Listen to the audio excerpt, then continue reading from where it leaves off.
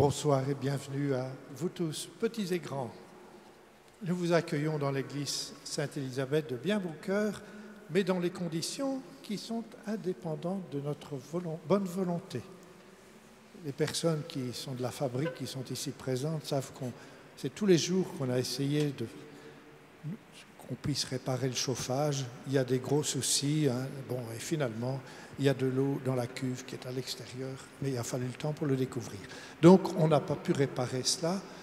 Nous faisons dans des conditions un peu difficiles, mais il y a tellement de gens qui vivent dans des conditions difficiles. En Ukraine, ils s'apprêtent à passer un nouvel hiver sans électricité ni chauffage, et d'autres coins du monde souffrent beaucoup aussi. Mais je ne pense pas qu'on va geler ici. Il fait quand même relativement bon, et on est bien couverts.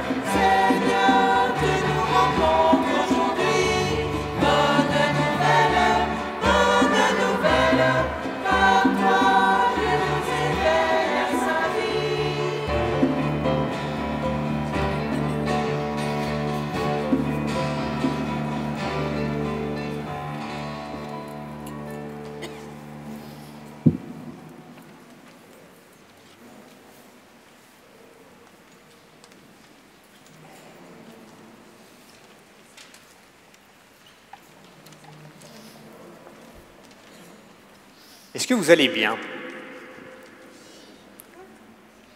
Est-ce que vous êtes joyeux ce soir?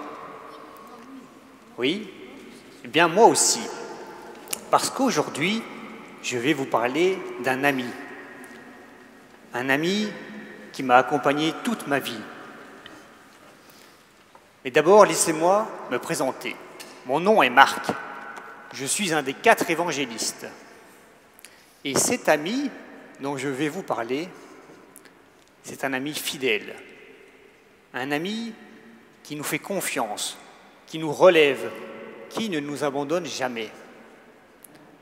Je pense que vous le connaissez. Non? C'est qui? Ah, c'est Jésus. Voilà, Jésus. Mais qui est Jésus? Cette question, elle traverse tout mon évangile. Qui est Jésus? Vous avez une idée?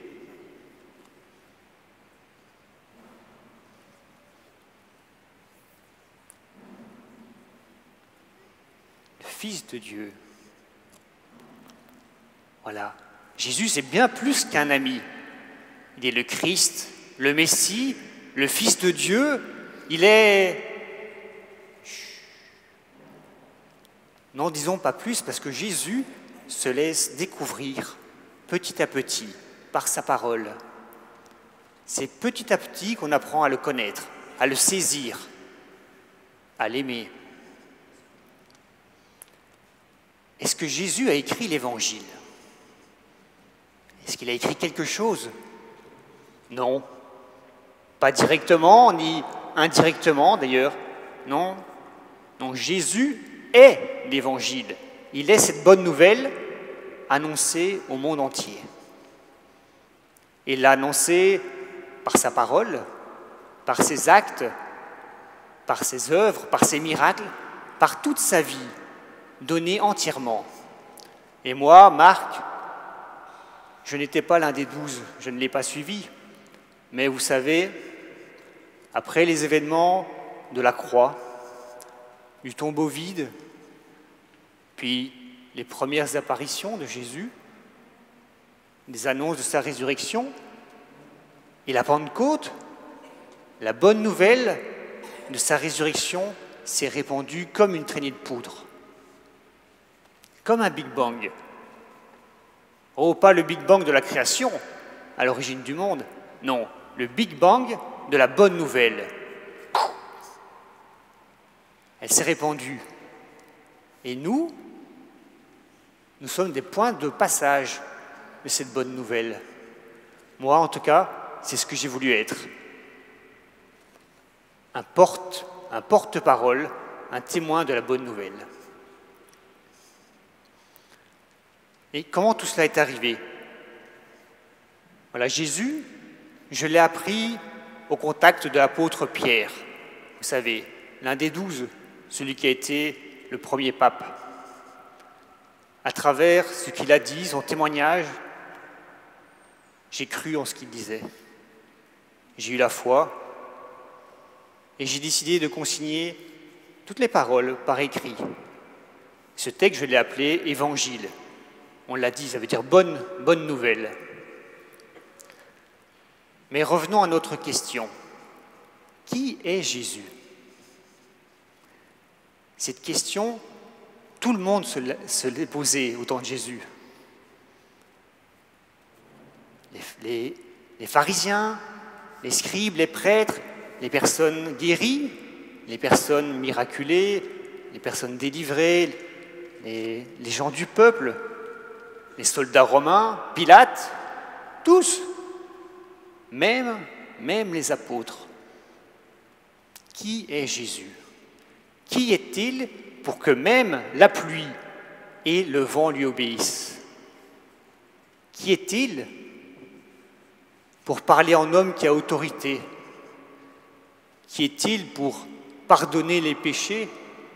N'est-ce pas Dieu qui pardonne les péchés? Qui est-il? Qui est-il pour nous aimer ainsi? Et pour vous, qui est Jésus?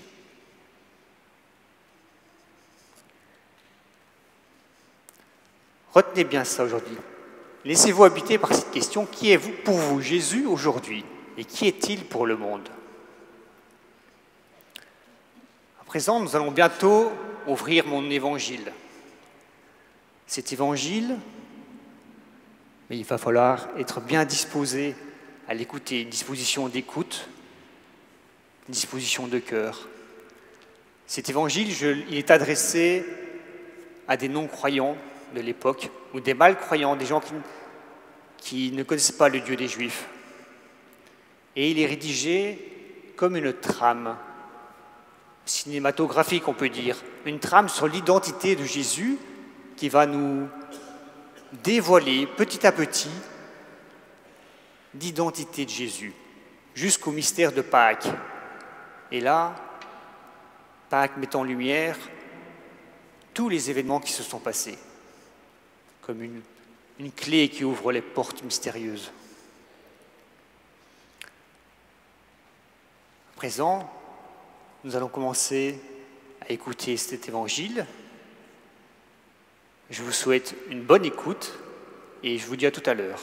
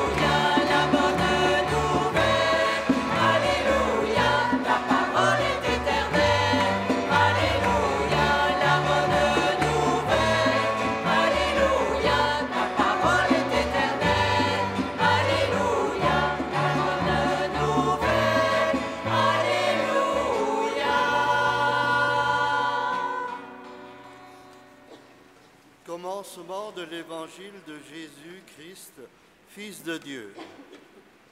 Il est écrit dans Isaïe le prophète, « Voici que j'envoie mon messager en avant de toi pour ouvrir ton chemin.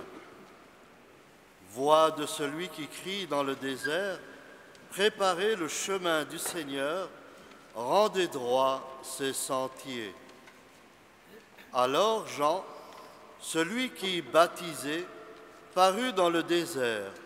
Il proclamait un baptême de conversion pour le pardon des péchés. Toute la Judée, tous les habitants de Jérusalem se rendaient auprès de lui, et ils étaient baptisés par lui dans le Jourdain, en reconnaissant publiquement leurs péchés. Jean était vêtu de poils de chameau, avec une ceinture de cuir autour des reins. Il se nourrissait de sauterelles et de miel sauvage. Il proclamait: « Voici venir derrière moi celui qui est plus fort que moi. Je ne suis pas digne de m'abaisser pour défaire la courroie de ses sandales. Moi, je vous ai baptisé avec de l'eau. Lui vous baptisera dans l'Esprit Saint. » En ces jours-là, Jésus vint de Nazareth, ville de Galilée, et il fut baptisé par Jean dans le Jourdain.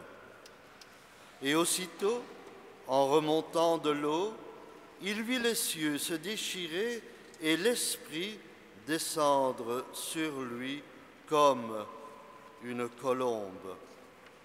Il y eut une voix venant des cieux: « Tu es mon Fils bien-aimé, en toi je trouve ma joie. » Aussitôt l'Esprit pousse Jésus au désert, et dans le désert, il resta 40 jours, tenté par Satan. Il vivait parmi les bêtes sauvages et les anges qui le servaient.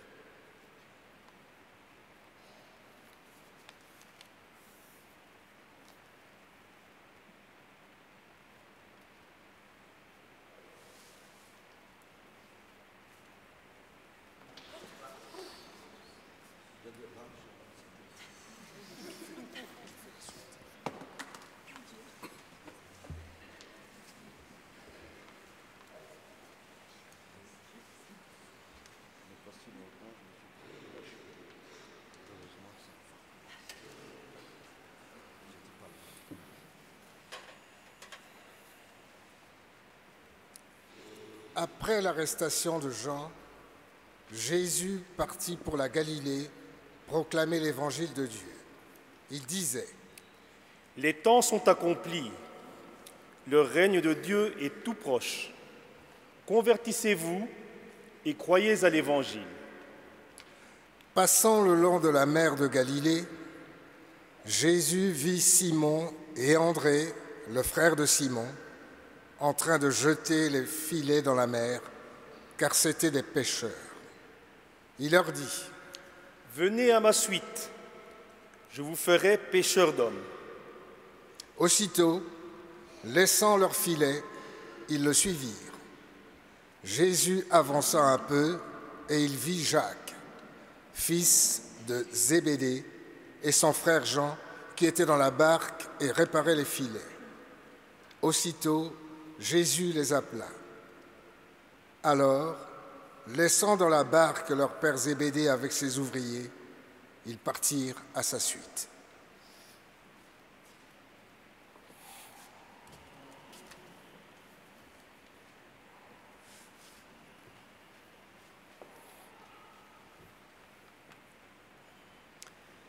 Ils entrèrent à Capharnaüm. Aussitôt, le jour du sabbat, Jésus se rendit à la synagogue, et là, il enseignait. On était frappé par son enseignement, car il enseignait en homme qui a autorité, et non pas comme les scribes.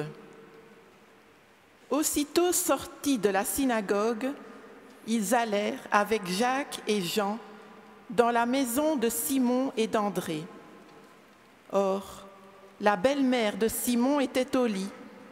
Elle avait de la fièvre. Aussitôt, on parla à Jésus de la malade. Jésus s'approcha, la saisit par la main et la fit lever. La fièvre la quitta et elle les servait. Le soir venu, après le coucher du soleil, on lui amenait tous ceux qui étaient atteints d'un mal ou possédés par des démons. La ville entière se pressait à la porte. Il guérit beaucoup de gens atteints de toutes sortes de maladies, et il expulsa beaucoup de démons. Il empêchait les démons de parler parce qu'ils savaient, eux, qui il était. Le lendemain, Jésus se leva bien avant l'aube. Il sortit et se rendit dans un endroit désert. Et là, il priait. Simon et ceux qui étaient avec lui partirent à sa recherche.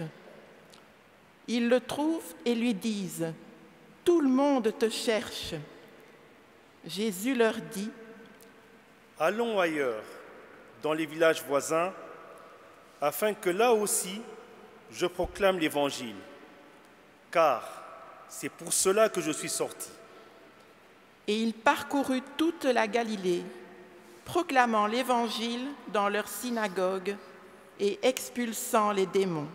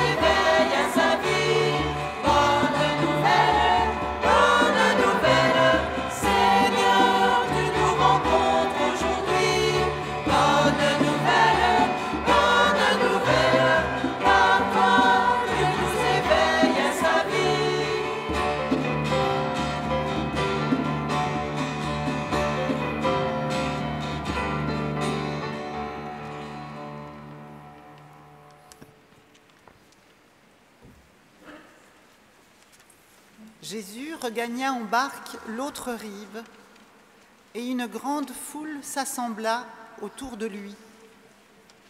Il était au bord de la mer. Arrive un des chefs de synagogue, nommé Jaïr. Voyant Jésus, il tombe à ses pieds et le supplie instamment. « Ma fille, encore si jeune, est à la dernière extrémité. Viens lui imposer les mains pour qu'elle soit sauvée et qu'elle vive. » Jésus partit avec lui, et la foule qui le suivait était si nombreuse qu'elle l'écrasait. Des gens arrivent de la maison de Jaïr, le chef de synagogue, pour dire à celui-ci « Ta fille vient de mourir. À quoi bon déranger encore le maître ?» Jésus, surprenant ces mots, dit au chef de synagogue « Ne crains pas, crois seulement. » Il ne laissa personne l'accompagner, sauf Pierre, Jacques et Jean, le frère de Jacques. Ils arrivent à la maison du chef de synagogue. Jésus voit l'agitation et des gens qui pleurent et poussent de grands cris. Il entre et leur dit « Pourquoi cette agitation et ces pleurs? L'enfant n'est pas morte, elle dort. » Mais on se moquait de lui. Alors il met tout le monde dehors, prend avec lui le père et la mère de l'enfant et ceux qui étaient avec lui. Puis il pénètre là où reposait l'enfant. Il saisit la main de l'enfant et lui dit « Talitha koum », ce qui signifie « jeune fille, je te le dis, lève-toi. » Aussitôt, la jeune fille se leva et se mit à marcher. Elle avait en effet 12 ans. Ils furent frappés d'une grande stupeur. Et Jésus leur ordonna fermement de ne le faire savoir à personne, puis il leur dit de la faire manger.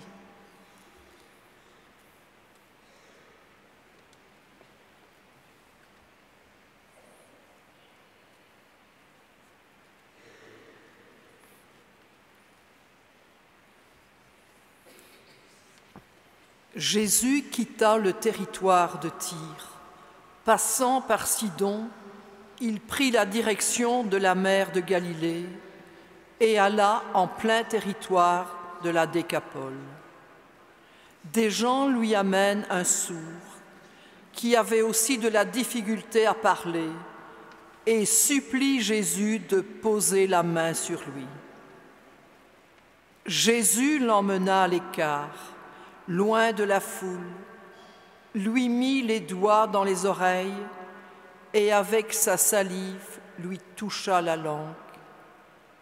Puis, les yeux levés au ciel, il soupira et dit « Ephata, c'est-à-dire, ouvre-toi. ses oreilles s'ouvrirent, sa langue se délia et il parlait correctement. Alors Jésus leur ordonna de n'en rien dire à personne, mais plus il leur donnait cet ordre, plus ceux-ci le proclamaient. Extrêmement frappé, il disait « Il a bien fait toutes choses. Il fait entendre les sourds et parler les muets. »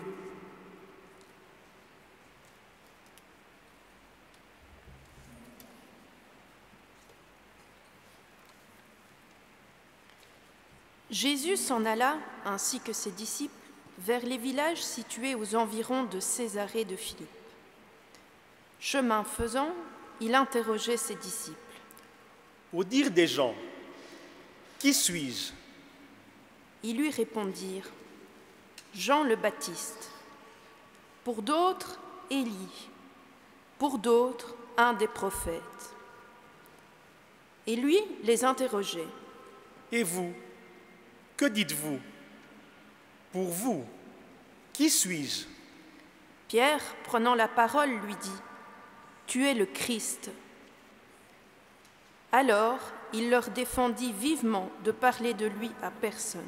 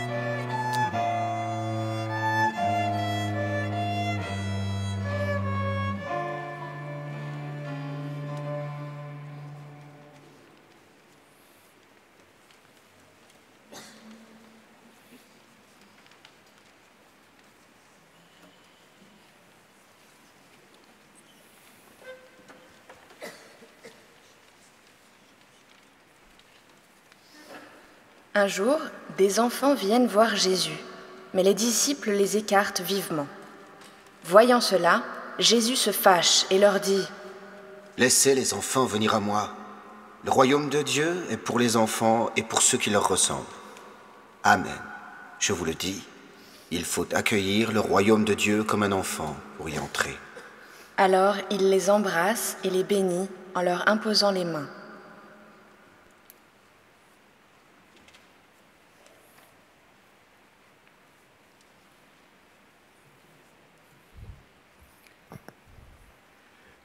Jésus se mettait en route quand un homme accourut et tombant à ses genoux lui demanda : « Bon maître, que dois-je faire pour avoir la vie éternelle en héritage ?»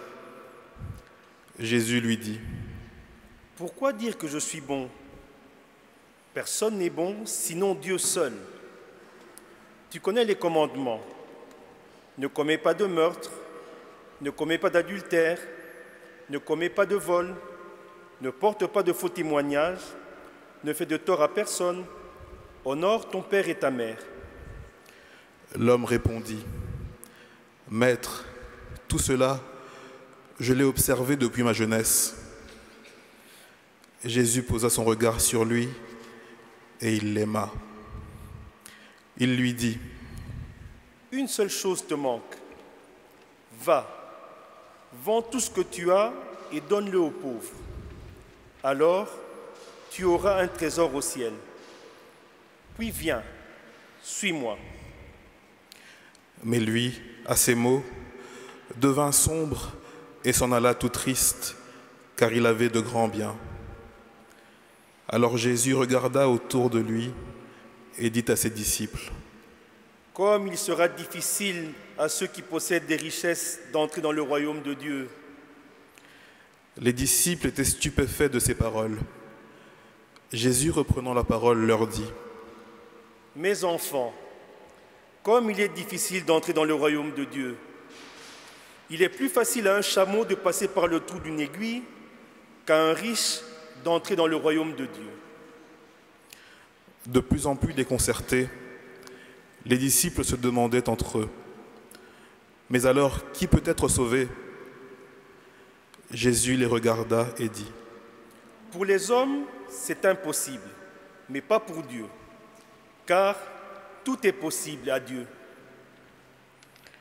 Pierre se mit à dire à Jésus : « Voici que nous avons tout quitté pour te suivre. » Jésus déclara : « Amen, je vous le dis, nul n'aura quitté à cause de moi et de l'Évangile une maison, des frères, des sœurs, une mère, un père, des enfants ou une terre, sans qu'ils reçoivent en ce temps déjà le centuple. Maison, frères, sœurs, mères, enfants et terres, avec des persécutions, et dans le monde à venir, la vie éternelle. Beaucoup de premiers seront derniers, et les derniers seront les premiers. »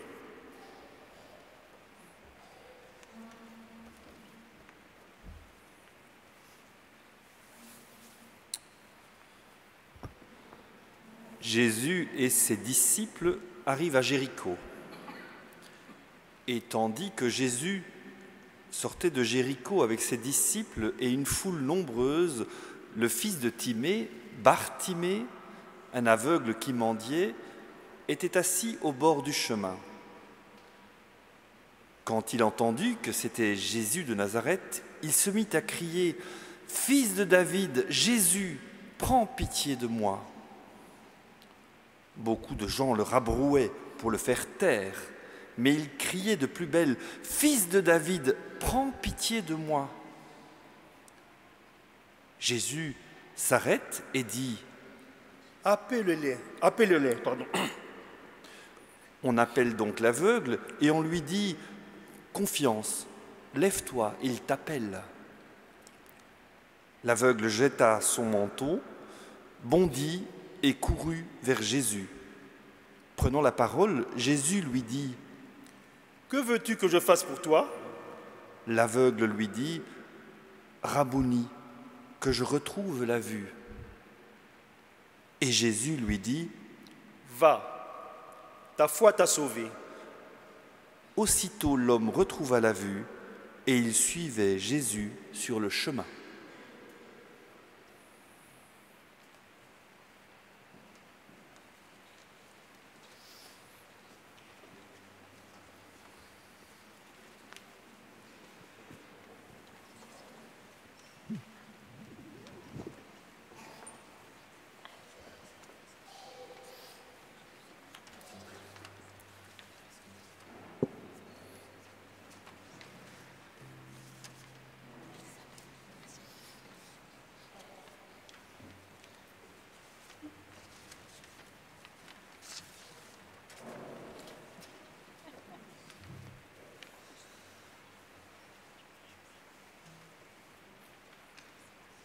Quand je m'y attends le moins, par exemple, quand je suis découragée au bord du chemin ou aveuglée,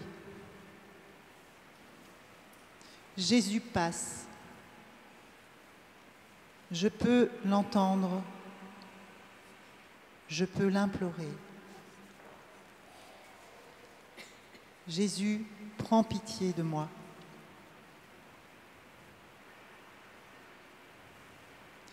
Il s'arrête et il me demande ce que je veux qu'il fasse pour moi.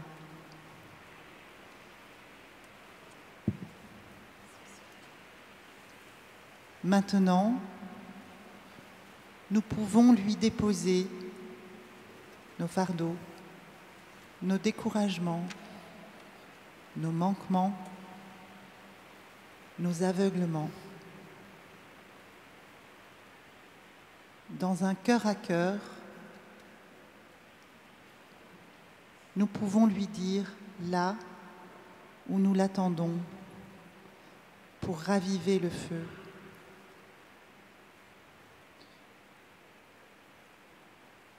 Je peux te demander, Jésus, ce qui me relève et me remet en chemin.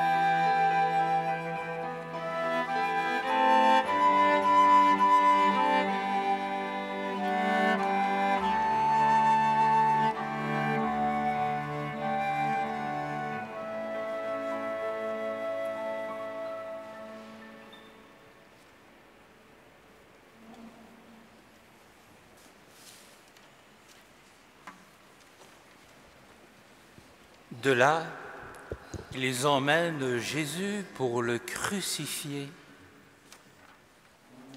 Alors, ils le crucifient, puis se partagent ses vêtements en tirant au sort pour savoir la part de chacun. C'était la 3e heure, c'est-à-dire 9 heures du matin, lorsqu'on le crucifia. L'inscription indiquant le motif de sa condamnation portait ces mots « Le roi des Juifs ». Avec lui, il crucifie 2 bandits, l'un à sa droite, l'autre à sa gauche. Les passants l'injuriaient en hochant la tête. Ils disaient « Hé, toi qui détruis le sanctuaire et le rebâtis en 3 jours, sauve-toi toi-même, descends de la croix. » De même, les grands prêtres se moquaient de lui avec les scribes en disant entre eux « Il en a sauvé d'autres et il ne peut pas se sauver lui-même. Qu'il descende maintenant de la croix, le Christ, le roi d'Israël. Alors nous verrons et nous croirons. » Même ceux qui étaient crucifiés avec lui l'insultaient. Quand arriva la 6e heure, c'est-à-dire midi, l'obscurité se fit sur toute la terre jusqu'à la 9e heure.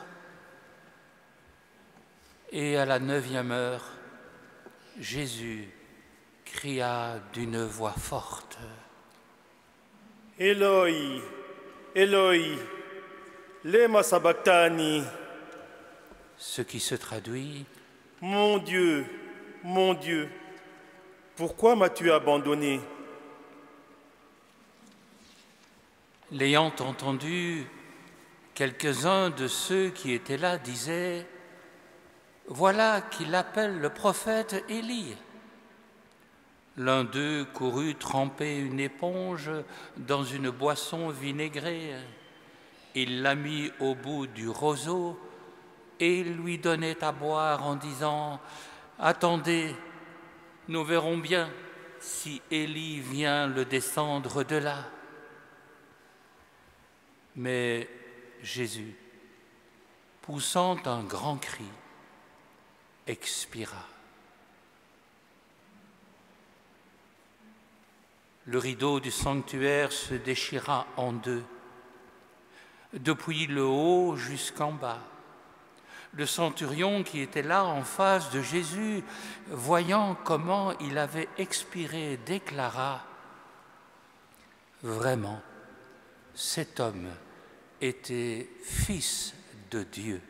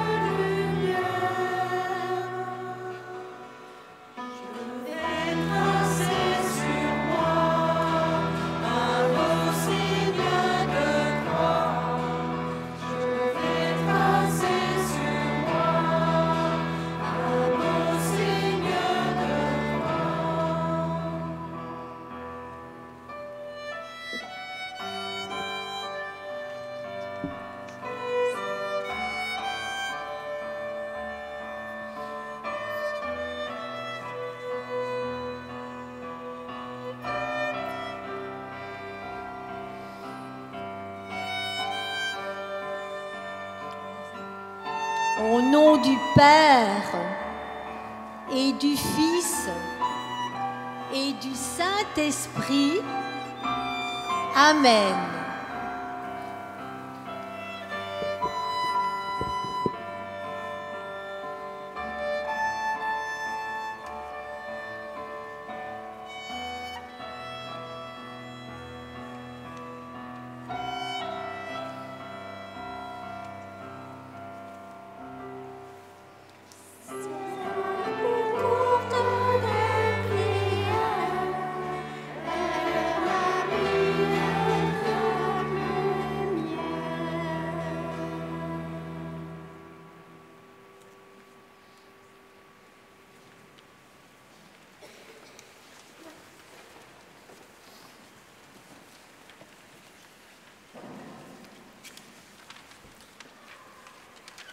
Laissez venir à moi les petits-enfants.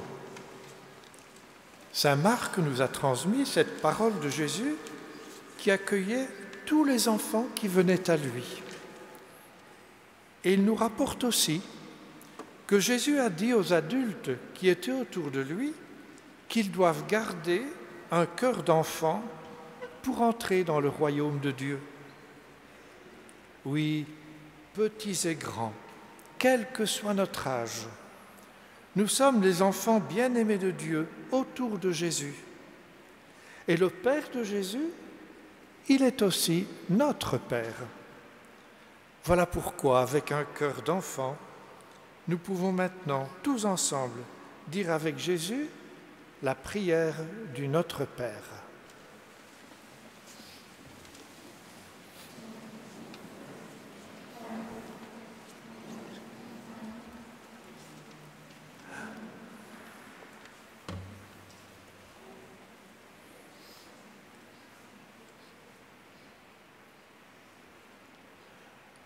Notre Père, qui es aux cieux, que ton nom soit sanctifié, que ton règne vienne, que ta volonté soit faite sur la terre comme au ciel. Donne-nous aujourd'hui notre pain de ce jour. Pardonne-nous nos offenses, comme nous pardonnons aussi à ceux qui nous ont offensés. Et ne nous laisse pas entrer en tentation, mais délivre-nous du mal.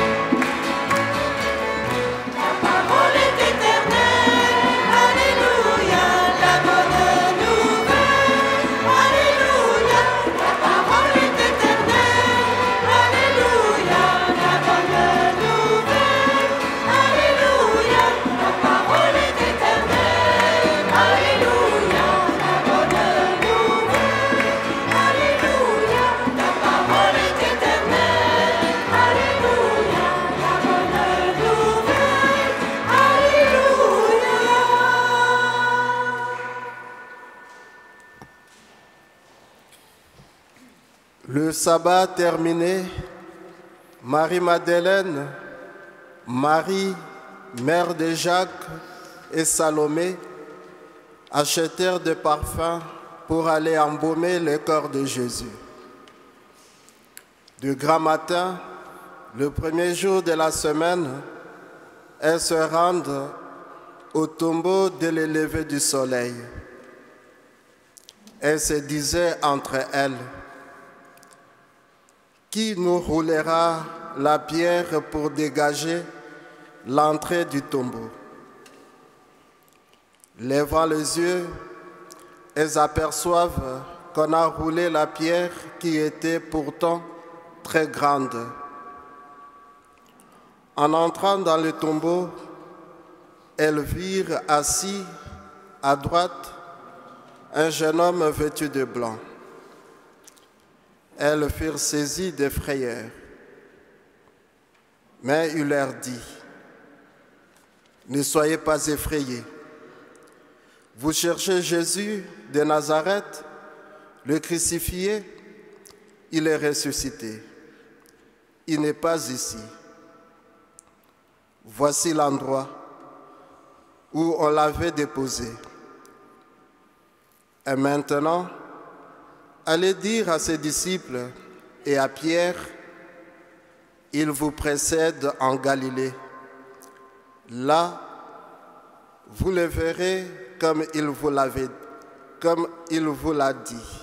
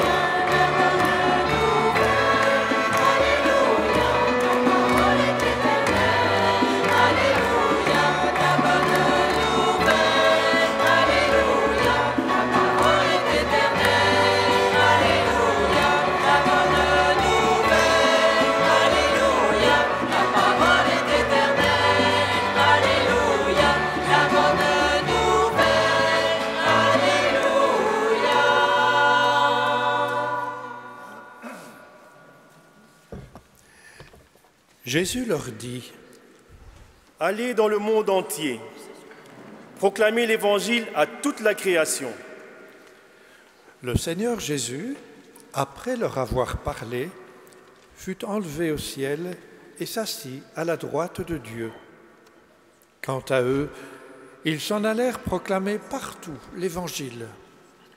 Le Seigneur travaillait avec eux et confirmait la parole par les signes qui l'accompagnaient.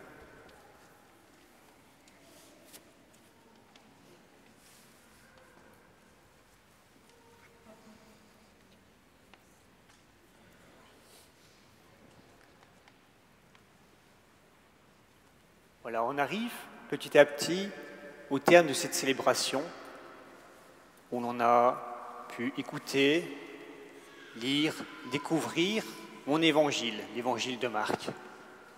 J'espère que ça vous a plu. Cet évangile, il va être lu durant toute l'année liturgique qui s'ouvre ce dimanche prochain, premier dimanche de l'Avent. Et de dimanche en dimanche, on pourra de nouveau l'écouter, le découvrir. Pour aller plus loin aussi, après la bénédiction, nous vous invitons à venir prendre cet évangile qu'on vous distribuera pour tout le monde. Ce sera aussi l'occasion de venir voir les dessins que les enfants ont faits, le poster. Et à la fin de la célébration, il y aura aussi un temps de convivialité. Voilà. Merci beaucoup d'être venus.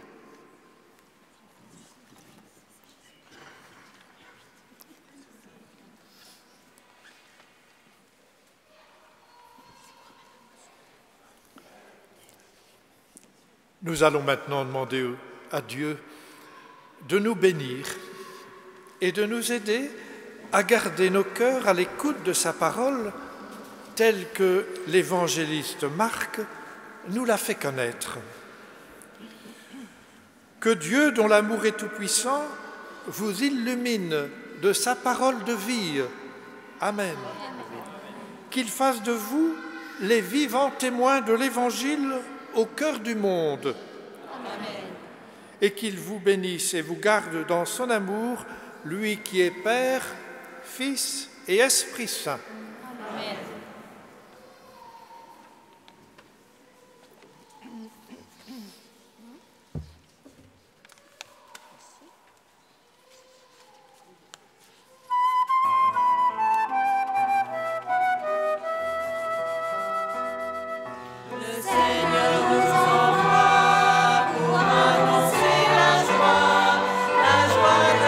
L'évangile.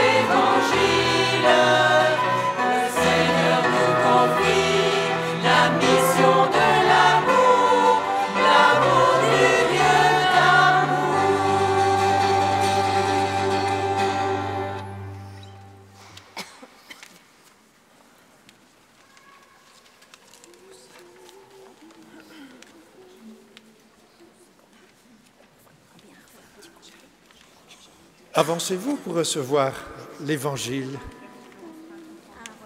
L'Évangile, vous pourrez même le mettre dans votre poche, mais mettez-le surtout dans votre cœur.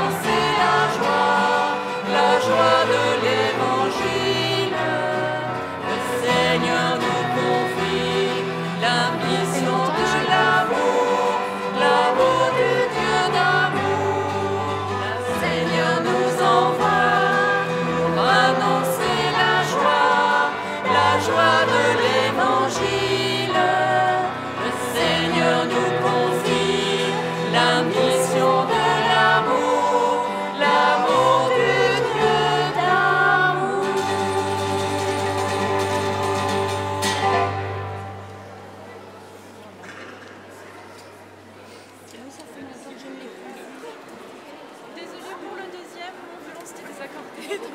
J'ai son numéro de téléphone.